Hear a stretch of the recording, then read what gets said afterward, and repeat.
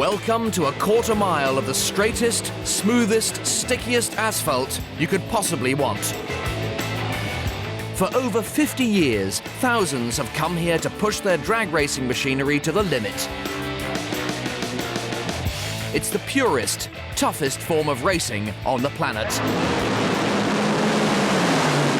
This weekend at Santa Pod, it's Easter Thunderball, a pre-season exhibition event for 22 different categories, including hot rods, drag bikes, funny cars, and dragsters.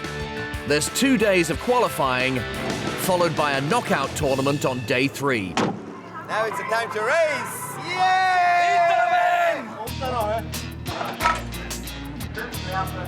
For Urs and his Kings of Nitro, this is their one and only chance to shake down their dragsters and sharpen up their teamwork for the first round of the European Championships in just a few weeks' time.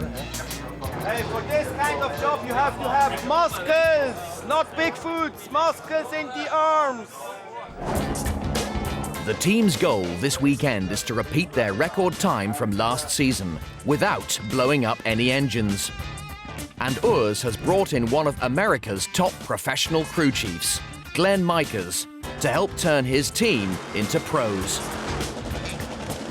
I fly in and help them with the tuning decisions of the car and kind of teach all the guys on how a fuel motor works and what it takes to make it run. And I've kind of taught them how to run this without hurting it as much. And, I mean, on certain days, you're going to hurt it anyway. This morning, Glenn's got the whole team working flat out, preparing the dragster for the first run of the season, all enjoying a weekend away from their day jobs back home. Clutch mechanics Robin and his girlfriend Monica. When something small goes wrong, it gives problems all the way through the car. Co-crew chief Horsha Pauli and his brother Dinu. I think everything looks fine. The car is working good, engine is working good. Engine mechanics Blitz, Luce, Chris, and of course, Vinny. I like work for him. It's every time it's fun. The team has completely stripped and rebuilt the dragster ready for the first run. Now it's time to switch it on. Top fuel dragsters get an incredible 8,000 horsepower, that's 10 F1 cars combined, from a V8 engine designed for just 500. The secret is in the fuel tank. Nitromethane produces more than twice the power of petrol. To turn this massive power into speed on the track, the car has aerofoils which produce 5.5 tons of downforce at top speed, and massive, soft tyres for maximum traction on the track.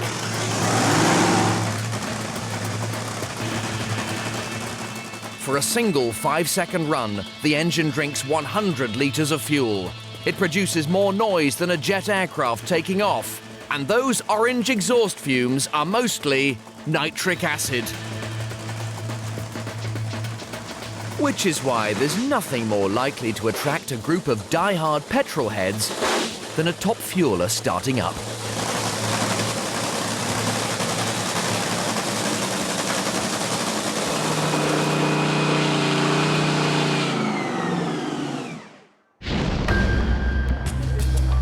The team has been called to the line for the first of 2 qualifying runs.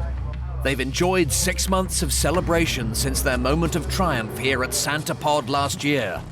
Now, it's back to reality. Will Urs start this make-or-break season as he left off?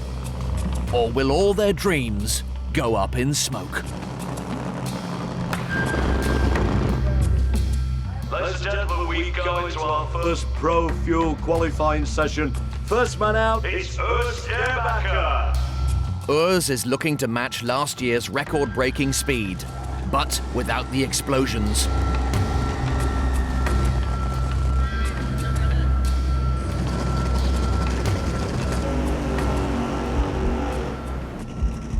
First, Urs does a burnout.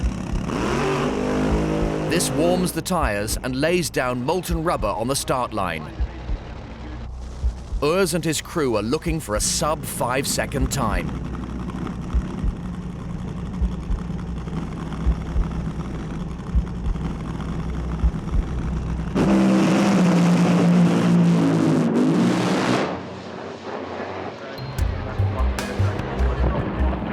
something's gone wrong. We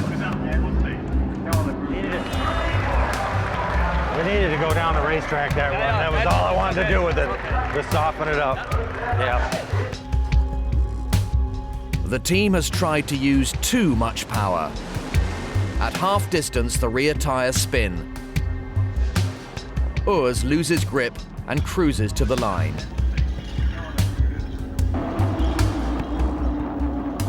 And I lost traction, so I need to go off of the pedal. But it was not that bad. It's not the flying start the team was looking for. But for these guys, the racing is only half the fun. After every run, the crew completely strips down the car and then rebuilds it. Robin and Monica strip down the clutch. The components have reached temperatures of over 600 degrees during the run, and everything must be checked and repaired or replaced. Then we must grind the pressure plate and the flywheel. We must grind it to make everything flat. Blitz, Luce, Chris and Vinny rebuild the engine. 4 or 5 hours, maybe 2 hours, I don't know. Meanwhile, Glenn and Pauli analyze the data from the run. Where did that wheel spin come from? Everyone checks for damage. And this time, they've got off lightly. You see the burst plates, they are broken. So you have too much pressure in the manifold and the burst plates goes off. So we need to change that now to a new one. It's another $80 piece. That's the blower and the injector. They sit in the top of the engine. The blower is a massive supercharger containing fans driven directly by the engine. The fans ram over 25 litres of air into the engine every second, which doubles its power. More fuel you can burn, more power you have. Every engine is the same. When we take that off and run it without that, we have only 50% of the power. Urs and Glenn have found a faulty component in the blower, and they need to build a new part for tomorrow. They put the wrong cases on our blowers, and in doing so, it loses probably 10 pounds of boost, which for us is equivalent to probably 1,000 horsepower. So it went out and shook the tires, and we come back and looked at it and found out what it was, and we'll kind of make a Band-Aid for it right now until we can ship things back. For every few seconds of racing, there's always hours of work to be done. And at the end of it all, there are no fancy motorhomes or champagne dinners here. All their food is prepared and eaten in the tent. And everyone sleeps in the truck. So these are the beds here. I don't know which one is whose. Here is Low, the top fuel bike driver. I sleep here. It doesn't seem like it's a very big space. Yeah, it isn't. So